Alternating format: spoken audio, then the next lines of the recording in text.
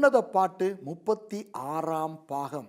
அன்பானவர்களே, உன்னத பாட்டு 7ஆம் அதிகாரத்திலே முதல் 9 வசனங்களும் மணவாளன் மணவாட்டியை பாதம் முதல் தலை வரை வர்ணிக்கின்றதாய் அமைந்திருக்கிறது என்று நான் உங்களுக்கு சொன்னேன். அத்தோடு நாம் 1ஆம் வசனத்தில் இருந்து 6ஆம் வசனம் வரைக்கும் படித்து விட்டோம்.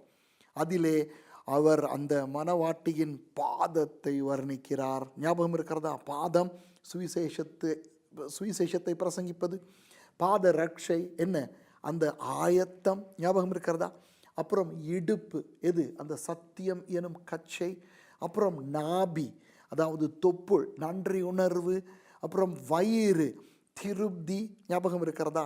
ஸ்தனங்கள், விசுவாசம், நீதி. அப்புறம் கழுத்து, அந்த தலையோடு தலையாகிய இயேசுவோடு சபையாகிய நாம் இணைந்திருக்கின்ற அந்த உறுதி, யானை தந்தம் போன்ற அந்த உறுதி. அப்புறம் அந்த மூக்கு, நாசி, எப்படி நாம் ஜீவ சுவாசத்தை பெற்றுக்கொண்டோம், நாம் ஆக்சிஜனை, பிராணவாயுவை உள்ளெடுத்து கரியமில வாயுவை வெளியேற்றுகிறோம்.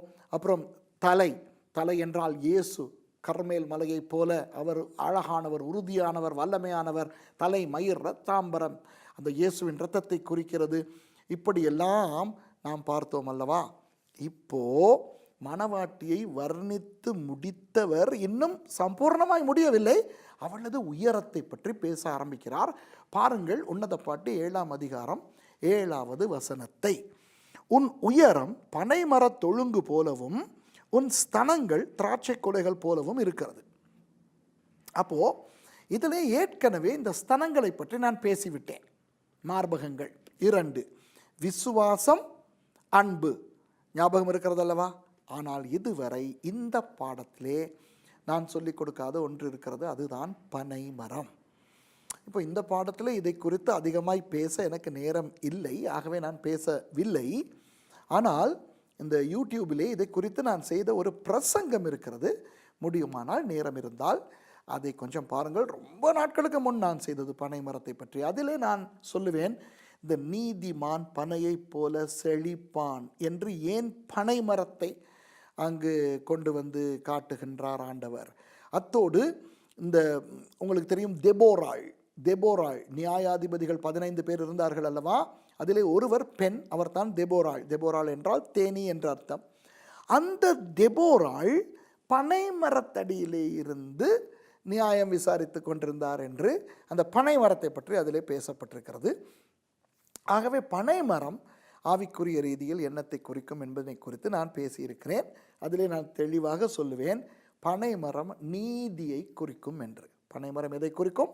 நீதி. நீதி என்றால் என்ன? 2 வகைப்படும். ஒன்று, தேவனோடு மனுஷனுக்கு இருக்கின்ற சரியான உறவு. அந்த உறவு முறிந்தபடினால் அல்லவா பாவிகளாயிருந்தோம்.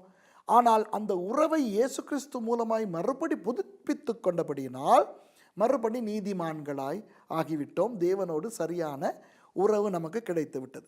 ஆனால் தேவனோடு சரியான உறவு இருந்தால் மாத்திரம் போதாது, மனிதர்களோடும் சரியான ஒரு உறவு நமக்கு இருக்க வேண்டும். ஆகவே இந்த நீதி என்பது கீழிருந்து மேலாகவும் பக்கவாட்டியாகவும் அமைகின்ற ஒன்று. அப்போது நாம் தேவனோடு சரியான உறவில் இருக்கவும் வேண்டும், மற்றவர்களோடு சரியான உறவில் இருக்கவும் வேண்டும். ஆனால் இங்கே மணவாளன் மணவாட்டியின் பனைமரத்தன்மையை மாத்திரம் பாராட்டாமல் அதன் உயரத்தை பாராட்டுகிறார். அப்போ என்ன சொல்லுகிறார் இந்த 7வது வசனத்திலே? உன் உயரம் பனைமரத்தொழுங்கு போல இருக்கிறது. அதாவது உன் நீதியில் இந்த தேவனோடையான உறவு என்கின்ற பக்கம் இருக்கிறதே, செங்குத்தாய் கீழிருந்து மேலாய் போகின்ற பக்கம், அது நல்ல உயரமாய் இருக்கிறது. என்ன அர்த்தம் தெரியுமா? உன் நீதி அதிகமாய் இருக்கிறது. உன் நீதி என்னை எட்டுகிறது. நீ என்னோட வைத்திருக்கின்ற அந்த உறவு என்னை வந்தடைகிறது. இதுதான் அந்த அந்த பகுதியினுடைய அர்த்தம். தேவனோடு சரியான உறவை நாம் கொண்டிருக்கிறோம் அல்லவா, அதை அவர் ரசிக்கிறார். தேவனோடு சரியான உறவை கொண்டிருப்பது என்றால் என்ன அன்பானவர்களே? ஒரு 2 பேர் உறவாடுகிறார்கள் என்றால் அவர்கள் ஒரு சில காரியங்களை செய்வார்கள். என்ன? அவர்களோடு பேசுவார்கள், அவர்கள் பேசுவதை கேட்பார்கள், அவர்களோடு சேர்ந்து செயல்படுவார்கள், ஒன்றாக உட்கார்ந்து கலந்து ஆலோசிப்பார்கள், ஒன்றாக அமர்ந்து உணவருந்துவார்கள். அப்போது ஒரு நல்ல உறவில் இருப்பதற்கு இவை எல்லாம் தேவை. அதுபோல நாம் சபையாக, சரீரமாக, நம் தலையாகிய இயேசுவோடு நல்ல உறவில் இருக்க வேண்டும் என்றால் நாம் அவரோடு எந்த நேரமும் பேசுகிறவர்களாக இருக்க வேண்டும்.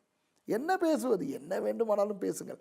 மற்றவர்களோடு என்ன எல்லாம் உங்களுக்கு பேச தோன்றுகிறதோ எல்லாவற்றையும் அவரோடு நீங்கள் பேச முடியும். சும்மா அவரிடத்திலே கேட்பது மாத்திரம் செய்யக்கூடாது, சும்மா அவரோடு பேச வேண்டியது தான்.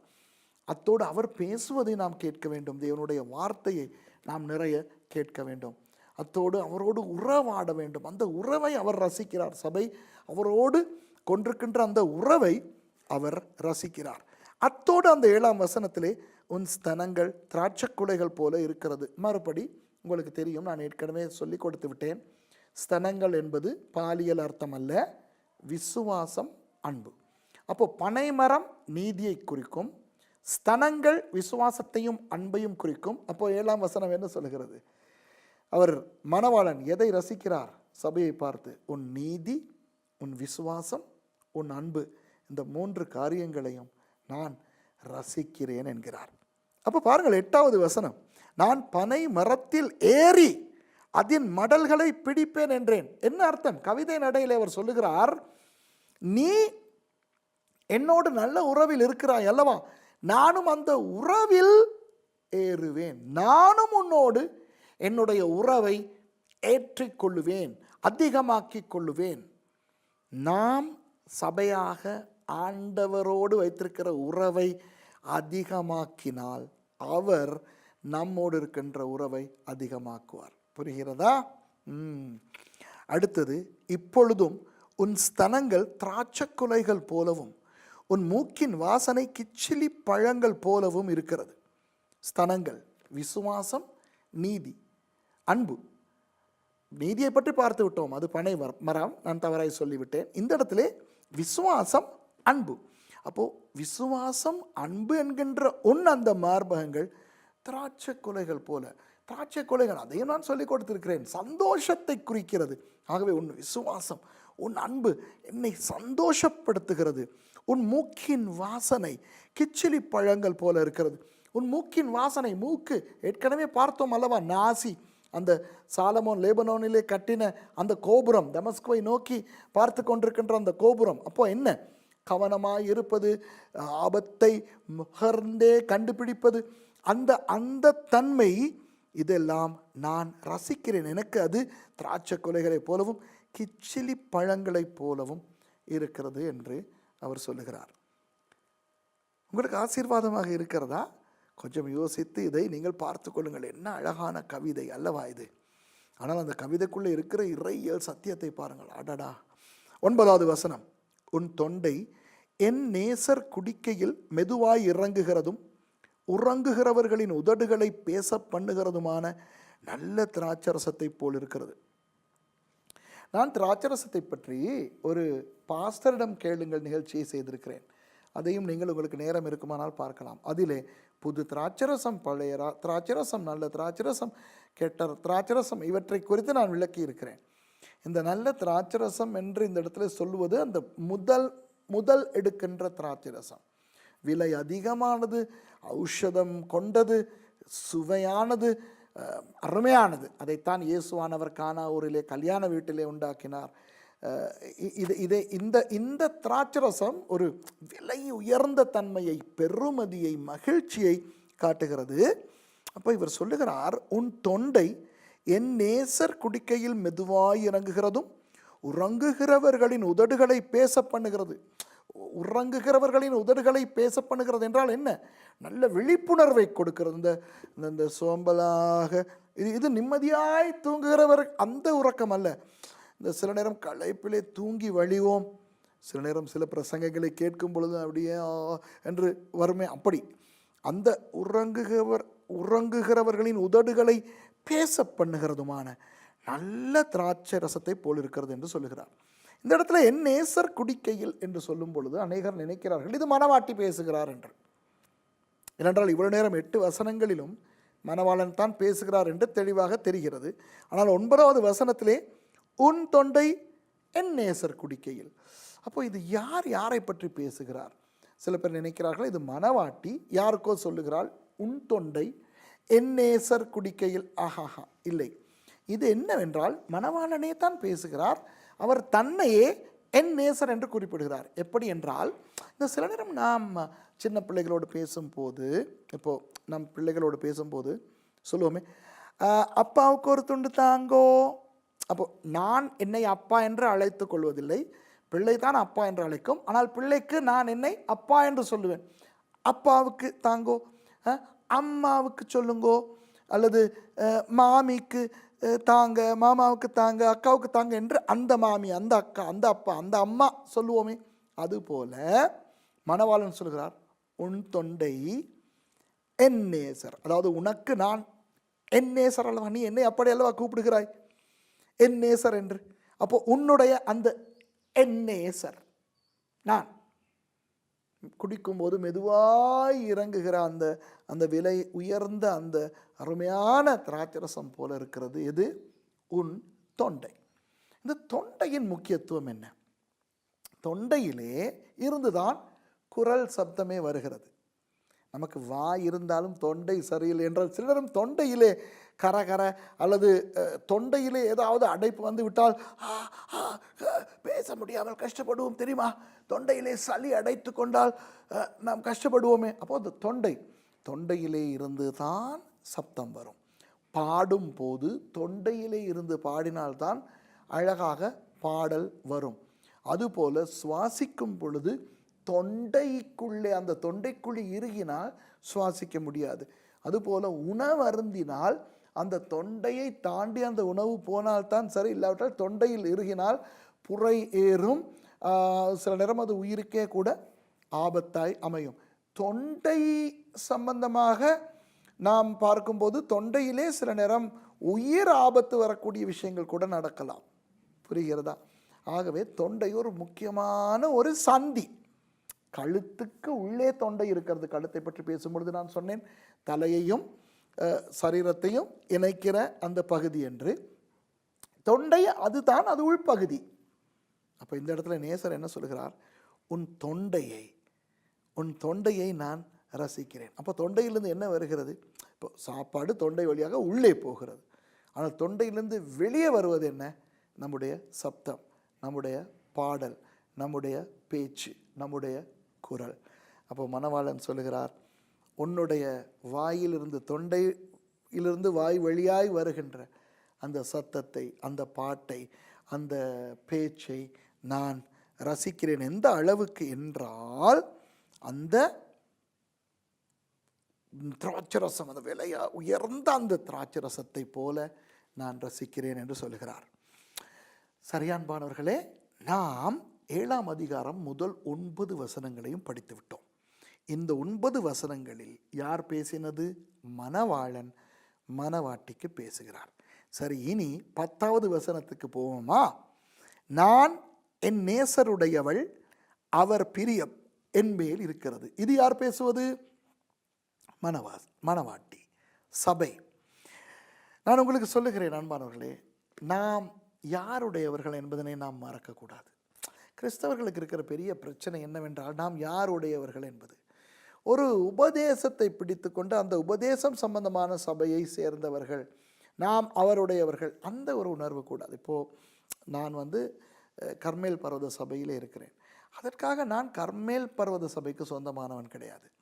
அசெம்பிளி ஆஃப் காட் சபைக்கு போகிறவர்கள், நீங்கள் அசெம்பிளி ஆஃப் காட் சபைக்கு சொந்தமானவர்கள் கிடையாது. லைட் ஹவுஸ் போகிறவர்கள், வேறு சபைகளுக்கு போகிறவர்கள், பெந்தெகோஸ்தே சபைக்கு போகிறவர்கள், நீங்கள் உங்கள் சபைக்கு சொந்தமானவர்கள் கிடையாது. ஆம், உங்கள் சபையிலே தான் நீங்கள் இருக்க வேண்டும், அந்த சபைக்கு உண்மை உள்ளவர்களாக இருக்க வேண்டும், உங்கள் தலைமைத்துவத்துக்கு நீங்கள் கீழ்ப்படிய வேண்டும், எல்லாம் உண்மைதான். ஆனால் அன்பானவர்களே, நாம் கிறிஸ்தவர்கள், நம்முடைய உரிமையாளர் நமது ஆண்டவர். நாம் எல்லாரும் அவருக்கு தான் சொந்தம். ஆகவே நான் என் நேசருடையவள், அவர் பிரியம் என் மேல் இருக்கிறது. இது அடுத்தது. இன்றைக்கு அநேக கிறிஸ்தவர்கள் தங்கள் குறைபாடுகளை காரணமாய் வைத்து ஒருவேளை ஆண்டவர் என்னை நேசிக்கவில்லையோ என்கின்ற ஒரு நிலைக்கு தள்ளப்படுகிறார்கள். ஒரு நாளும் அப்படி அல்ல. நம்முடைய நல்ல செயல்கள், நம்முடைய பரிசுத்த செயல்களால் ஆண்டவர் நம்மேல் வைத்த அன்பை நாம் அதிகரிக்க முடியாது. அவர் நம்மேல் பிரியம் வைத்திருக்கிறார். அவர் நம்மை நேசிக்கிறார். அவர் நம்மை படைத்தவர், நம்மை ரட்சித்தவர். அவர் நம்மை நேசிக்கிறார். அப்போது 11வது வசனத்திலே சபை சொல்லுகிறது இயேசுவை பார்த்து, வாரும் என் நேசரே, வயல் வெளியில் போய் கிராமங்களில் தங்குவோம். 12வது வசனம், அதிகாலையிலே திராட்சை தோட்டங்களுக்கு போவோம், திராட்சை கொடி துளிர்த்து அதன் பூ மலர்ந்ததோ என்றும் மாதளஞ்செடிகள் பூ பூத்ததோ என்றும் பார்ப்போம். அங்கே என் நேசத்தின் உச்சிதங்களை உமக்கு தருவேன். இப்போ என்ன இந்த 11ஆம் 12ஆம் 13ஆம் வசனங்கள் சொல்லுகின்றன என்றால், சபை இயேசுவை பார்த்து ஊழியத்தை பற்றி பேசுகிறது. ஊழியத்தை பற்றி பேசுகிறது. இந்த 3 வசனங்களும் ஊழியம் சம்பந்தமானது. அப்போ 11வது வசனத்திலே, வாரும் என் நேசரே, வயல்வெளியில் போய் கிராமங்களில் தங்குவோம் என்றால் என்ன? நீர் எனக்கு சொன்னீர் அல்லவா, நீங்கள் போய் சகல ஜாதிகளையும் சீஷராக்குங்கள் என்று. என்னை நீர் வர்ணிக்கும் போது கூட என் பாதத்தை வர்ணித்தீர் அல்லவா, என் பாதத்தில் கால் அணிகளை வர்ணித்தீர் அல்லவா. அது சுவிசேஷத்தை அறிவிக்க நீர் கொடுத்த அந்த கட்டளையே அல்லவா ஞாபகப்படுத்துகிறது. அந்த சமாதானத்தின் சுவிசேஷத்துக்குரிய ஆயத்தம் என்னும் பாதரட்சையை அல்லவா குறிக்கிறது. ஆகவே நான் போகிறேன், உம்முடைய சுவிசேஷத்தை அறிவிக்க, நான் ஊழியம் செய்ய நான் போகிறேன். ஆனால் நீர் என்னோடு வாரும், என்னோடு வந்து நான் ஊழியம் செய்யும் இடங்களுக்கு வாரும், அங்கு தங்கியிரும் என்று சபை இயேசுவை அழைக்கிறது. 11வது வசனத்திலே, வாரும் என் நேசரே, வயல்வெளியில் போய் கிராமங்களில் தங்குவோம். வயல்வெளி என்ன? அறுவடை. இயேசு சொல்லுகிறார், அறுப்பு மிகுதி, வேலையாட்கள் குறைவு. ஞாபகம் இருக்கிறதா? அப்போ சபை சொல்லுகிறது, நாதா வாரும் வயல்வெளிக்கு போவோம், நான் அறுவடைக்கு வந்த வேலையாளாய் நான் போகிறேன், வாரும் வந்து காட்டும் எங்கே அறுக்க வேண்டும், என்ன செய்ய வேண்டும் என்று. கிராமங்களில் தங்குவோம். ஏன் கிராமங்கள் தோறும்? இயேசுவானவர் எப்படி ஊழியம் செய்தார்? அவர் ஊழியம் செய்த 3.5 ஆண்டுகள் அவர் கிராமங்கள் தோறும், பட்டணங்கள் தோறும், கிராமங்கள் தோறும் போனார். அதுபோல இன்றைக்கு சபை போவதற்கு இயேசுவை தன்னோடு அழைக்கிறது. 12வது வசனத்திலே, அதிகாலையிலே திராட்சை தோட்டங்களுக்கு போவோம். தேவனுடைய ராஜ்யம் திராட்சை தோட்டத்துக்கு ஒப்பிடப்படுகிறது.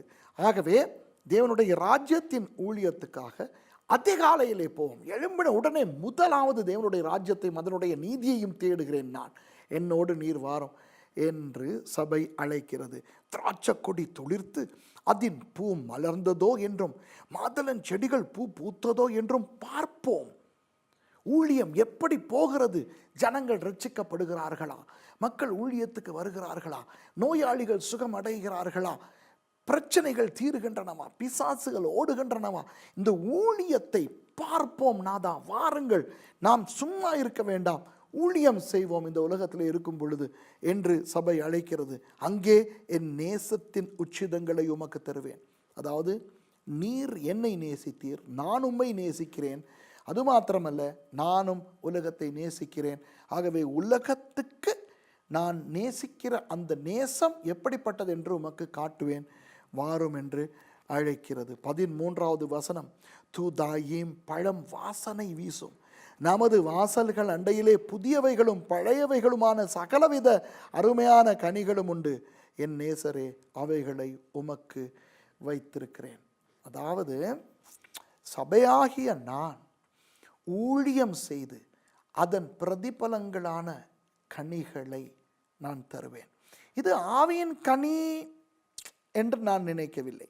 ஏனென்றால் ஆவியின் கனி கலாத்தியர் 5 அது கனி ஒற்றை சொல்லிலே வருகிறது. இங்கே கனிகள். ஆகவே இந்த கனிகள் ஊழியத்தால் வருகின்ற பிரதிபலன்கள். அந்த கலாத்தியர் 5 வருகின்ற ஆவியின் கனி ஊழியத்தால் வருவதல்ல, கிறிஸ்தவத்தால் வருவது. பரிசுத்த ஆவியானவர் இருக்கின்றவர்கள், அவர்கள் ஆவிக்குரிய கனியை கொண்டவர்கள். இங்கு ஊழியத்தினுடைய கனிகள். ஆகவே சகலவிதமான அருமையான கனிகளும் உண்டு, என் நேசரே அவைகளை உமக்கு வைத்திருக்கிறேன். அதில் ஒரு ரகசியம் என்னவென்றால், இப்போ இந்த தூதாயும் பழம் வாசனை வீசும், இதெல்லாம் இஸ்ரவேலில் இருக்கின்ற அந்த பழங்கள், வாசனையான பழம். நமது வாசல்கள் அண்டையிலே புதியவைகளும் பழையவைகளுமான சகலவிதமான அருமையான கனிகளும் உண்டு. இந்த புதியவை பழையவை என்றால் இந்த ஊழியத்தின் வாயிலாக வருகின்றவர்கள், சில நேரம் பழையவை என்று சொல்லும் பொழுது பின்வாங்கி போய் மறுபடி கொண்டு வரப்படுகிறவர்கள். அது ஒரு அருமையான ஊழியம் அன்பார்களே. என்னுடைய ஊழியத்திலே நான் ரசிக்கின்ற பல அம்சங்களில் ஒன்று, இந்த சில பேர் சொல்வார்கள் எனக்கு, சுரேஷ், உங்களுடைய பிரசங்கத்தை கேட்டு நான் ஆண்டவரை விட்டு தூர போயிருந்த நான் மறுபடி வந்தேன், நான் ஊழியத்தை விட்டு போயிருந்த நான் உங்களுடைய பிரசங்கத்தை கேட்டு மறுபடி வந்தேன். இந்த மறுபடி வருகின்றது ஒரு இன்பமான ஒரு அம்சம். உங்களுக்கு தெரியும், கெட்ட குமாரன் கதையிலே அந்த அப்பா அந்த இளைய குமாரன் போனதிலே இருந்து அவன் இன்றைக்கு வருவான் இன்றைக்கு வருவான் இன்றைக்கு வருவான் என்று எதிர்பார்த்து கொண்டே இருக்கிறார். அவன் திரும்பி வந்து நான் ஒரு வேலைக்காரனாக இருக்கிறேன் என்று சொன்ன பொழுது அப்பா சொல்கிறார், சே ஒரு நாளும் கிடையாது, நீ என்னுடைய மகன் என்று மோதிரத்தை கழற்றி போடுகிறார். அப்போது அது தேவனுடைய அந்த உள்ளத்தை காட்டுகிறது. சில நேரம் பின்வாங்கி போனவர்கள் மறுபடி வரும்போது அதிலே இருக்கிற இன்பம், அருமை, ஆண்டவருடைய சந்தோஷத்துக்கு அளவே கிடையாது. நானும் அந்த அனுபவத்தை கொண்டிருக்கிறேன். நானும் ரட்சிக்கப்பட்டு சில வருஷங்கள் தேவனுடைய ஒரு ஊழியக்காரனாக இருந்து விட்டே பின்வாங்கி போனவன். நான் 83ஆம் ஆண்டு பின்வாங்கி போனவன். 3 வருடங்கள் பின்வாங்கி உலகத்திலே போய் ஒரு பிசாசை போல இருந்துவிட்டு மறுபடி நான் வந்தேன். அப்படி வந்த பொழுது எனக்கு என்னை மன்னிக்க கஷ்டமாக இருந்தது, எனக்கு என்னை அருவருப்பாக இருந்தது. சிக்கப்பட்ட பிறகு நான் ஊழியமும் செய்துவிட்டு பின்வாங்கி போனேனே என்று. ஆனால் ஆண்டவர் இன்று வரை அதை குறித்த ஒரு கசப்பை காட்டாமல் திரும்பி வந்த அந்த சந்தோஷத்தை தான் காட்டுகிறார். கெட்ட குமாரன் உவமையிலே கூட நீங்கள் பார்க்கலாம், அந்த அப்பா அந்த மகனை பார்த்து, பார்த்தாயா, போனாயே, கடைசியில் என்ன நடந்தது என்றெல்லாம் கேவலப்படுத்தவில்லை. அந்த பழையவற்றை பற்றி பேசவே இல்லை. அந்த குமாரனை அழைத்து அப்படியே ஏற்றுக்கொள்கிறார். ஆகவே நம்முடைய சபையின் ஊழியத்தில் இந்த பின்வாங்கி போனவர்களையும் நாம் அவர்களை கொண்டு வந்து ஆண்டவருக்கு அவர்களை கனிகளாக, பழைய கனிகள் பரவாயில்லை, புதிய கனி பழைய கனி எல்லாவற்றையும் நான் தருவேன், என் நேசரே அவைகளை உமக்கு வைத்திருக்கிறேன் என்று சபை சொல்லுகிறது. இந்த வசனத்தை பார்க்கும் பொழுது உங்களுக்கு ஊழியம் செய்கின்ற ஆசை வருகிறதா? வர வேண்டும். அப்படி வரவில்லை என்றால் உங்களுக்கு சூரனையே இல்லை என்று அர்த்தம். புரிகிறதா? ஏதோ ஒரு விதத்தில் ஊழியம் செய்யுங்கள், ஜெபித்து ஊழியம் செய்யுங்கள். பின்வாங்கி போனவர்களுக்காக ஜெபியுங்கள். மற்ற ஆத்துமாக்கள் ரட்சிக்கப்பட வேண்டும் என்று ஜெபியுங்கள். சபையிலே ஏதாவது ஒரு ஊழியத்தை நீங்கள் செய்யுங்கள். அந்த ஊழியங்களை மனிதர்களுக்காக செய்யாதீர்கள், கர்த்தருக்காக செய்யுங்கள். அந்த கனிகளை கர்த்தருக்கு கொடுங்கள். இப்போது ஒரு பலாமரத்தை எடுத்துக்கொண்டால் அந்த பலாமரம் தன் கனியை தரும் பொழுது அதனுடைய பொறுப்பு நிறைவடைகிறது. அந்த கனியை யாரும் பறித்து சாப்பிடுகிறார்களா? பறவைகள் சாப்பிடுகின்றனவா? அல்லது கீழே பழுத்து விழுந்து அப்படியே அழிந்து போகிறதா என்பது பலாமரத்தின் பிரச்சனை இல்லை. ஆகவே நீங்கள் செய்கின்ற ஊழியத்தால் மற்றவர்கள் என்ன சொல்லுகிறார்கள், யாருக்கு நன்மை, யாருக்கு ஆசீர்வாதம், யார் பாராட்டுகிறார்கள், அதெல்லாம் உங்களுக்கு தேவையில்லை. ஆண்டவருக்கு உங்களுடைய ஊழியத்தை நீங்கள் கொடுங்கள். அப்போ அன்பானவர்களே, 7ஆம் அதிகாரத்தை படித்து முடித்து விட்டோம். முதல் 9 வசனங்களில் மணவாளன் மணவாட்டியை வர்ணிக்கிறார். அடுத்து 10வது வசனத்திலிருந்து 13வது வசனம் வரை மணவாட்டியாகிய சபை இயேசுவுக்கு சொல்லுகிறது, நான் உங்களுடைய அன்பை ஏற்றுக்கொண்டு விட்டேன், உங்களுடைய அன்பை நான் அனுபவிக்கிறேன், அதே நேரம் நான் ஊழியத்துக்கு போகிறேன், நீங்களும் வாருங்கள், உங்களுக்காக நான் நடந்து திரிந்து வயல்வெளிகளில் திராட்சை தோட்டங்களில் நான் அலைந்து திரிந்து விதவிதமான ஊழியங்களை செய்வேன், புதிய பழைய கனிகளை எல்லாம் உங்களுக்கு நான் கொண்டு வந்து கொடுப்பேன் என்று. அப்போ அன்பானவர்களே, 7ஆம் அதிகாரத்தை முடித்து விட்டோம். இன்னும் ஒரே ஒரு அதிகாரம் தான் நமக்கு பாக்கி இருக்கிறது. அடுத்த பாடத்திலே சந்திப்போம்.